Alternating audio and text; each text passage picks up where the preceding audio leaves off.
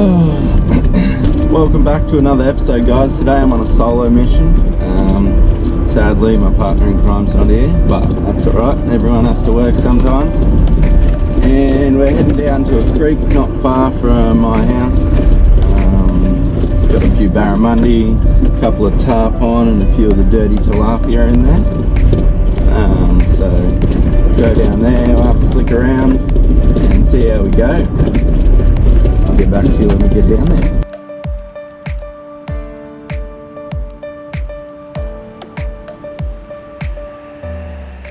We made it down to the creek. Here it is just behind me. Not 100% sure of what the name of the creek is. It is a bit windy, and if it messes up the audio, I'm sorry, but it's bloody beautiful out here. It's not much, but what happens, I'll show you. Just up there, there's a bridge, and when we get a lot of rain, all the water levels rise. It flows through all this creek, and then what will happen as they drop, all the fish come in, and just up at that bridge it stops and dries up, and then all the fish get stuck in here and they just breed and go absolutely nuts. So I've been here for like maybe 5 minutes or so, and I've seen things hitting the surface left, right and center. That's what we about, living by the sea, sipping on some rum under the shade of a tree. That's what we about, just feel the warm breeze, living young and wild and free.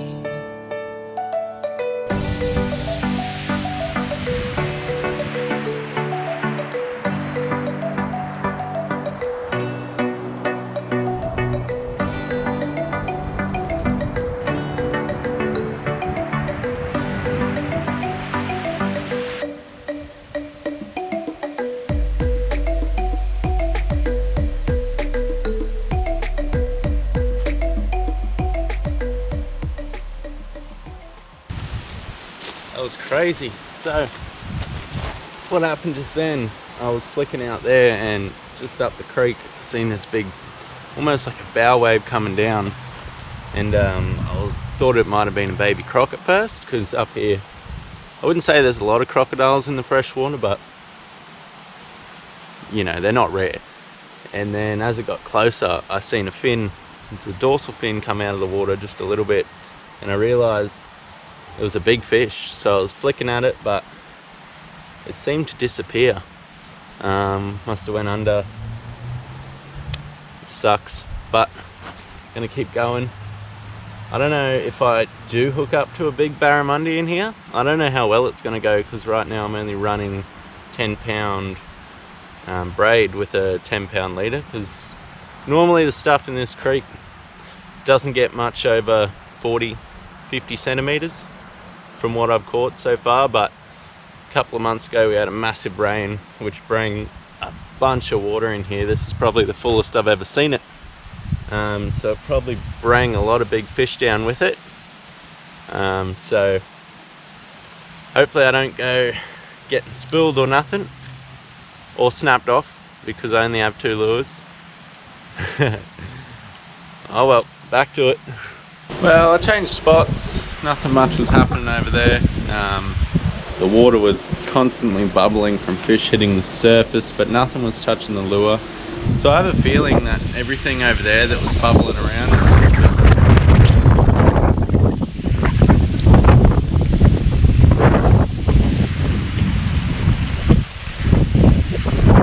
I swear, every time I try and film it's windy, no matter what. It can be calm as, that's actually why I decided to come out today, because it's super calm, no wind at all, and I was like, perfect. Get down here, and it's blowing a gale.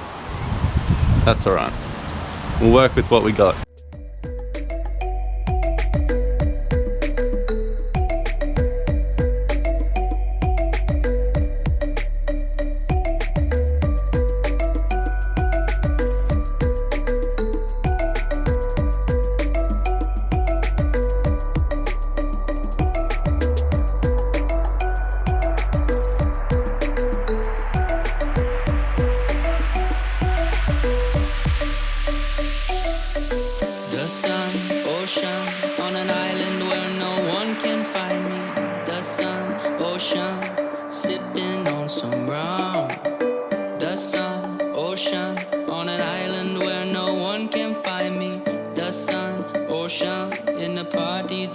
young. Well, nothing's really happening out there either. I can still see bubbling over there where I was fishing earlier, but nothing's biting. So I'm gonna go up for a walk on this bridge here. That's what we're about, living by the sea, sipping on some rum under the shade of a tree. That's what we're about, just feel the warm breeze, living young and wild and free. That's what we're about, living by the sea, sipping on some rum under the shade of a tree. That's what we're about, just feel the warm breeze, living young and wild and free. Alright, plan B. The lures aren't on today, so I didn't bring much down, but I did bring a couple of hooks. I don't have any sinkers, and I don't think I'd be using sinkers here anyway. Hooks it is. I don't have any bait, so we'll go look under some logs, some rocks, see what we can find, maybe some grasshoppers, because you know, you see them getting eaten off the top of the water all the time when they're in there, so we'll do that. See you soon. So I managed to catch this little fella. We'll put a hook on the rod and chuck him on and throw him out. Alrighty, we got the lizard on now. We're gonna throw it out here. Hopefully we can get something because I am starving. I think the best way to do this is find something I can use as a float. I'll be back. I'm gonna go for a little walk and see what I can find. Maybe some rubbish that someone's left here, or if not, hunt through the car and see if I can find something. Alrighty, I'm back. So I hunted through the car and well, every time I film, there's always something. Oh well. Wait for this to pass. I'll be back. Alright, I'm back. No more train. So I hunted through my car, couldn't find anything because I cleaned it out yesterday. And then I was like, why don't I just use a stick?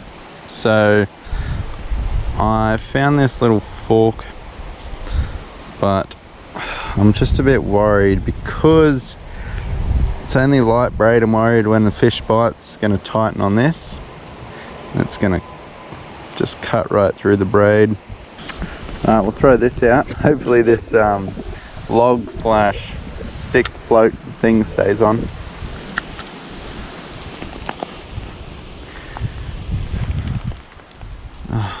Someone forgot to flick his bail. That seemed to do the trick. It added a little bit of weight, and so I could get it right out there. Now that bait's not going to sink down to the bottom. Well, nothing's touched him. We'll throw him out and I'll just leave him sit out there and put my drag on nice and loose, and I'll hunt around for a bit more bait. There we go. Like this fella in here, just behind the first eyelet. In front of it, sorry.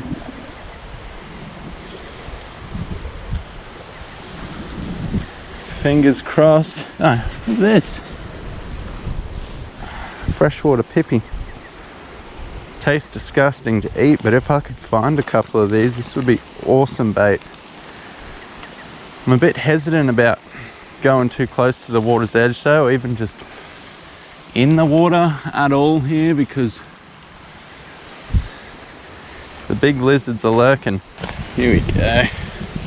When I don't know about other countries, but when you find something like this and you're ever going to pick it up, just be really careful, because in Australia, sorry about the wind again, in Australia we have centipedes, spiders, snakes, lots of things that are very poisonous and can kill you.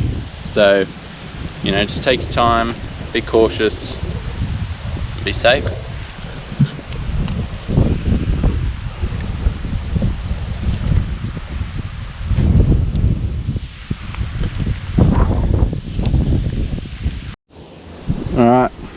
I managed to catch this little guy, just a dragonfly.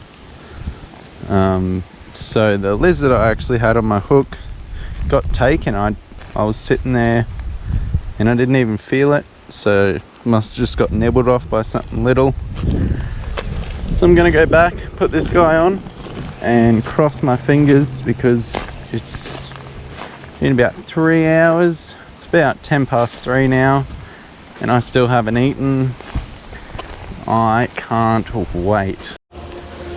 So I got the dragonfly on. I ended up shortening the lead up to the float or stick, whatever you want to call it, because I think the fish aren't that low down. I think that was my problem earlier, because it did take a while before anything would touch it, and everything's still bubbling on the surface. Not as much, but they're still there. So I've shortened this. I'm gonna throw it out and cross my fingers. And I think a dragonfly is a lot better bait than a gecko.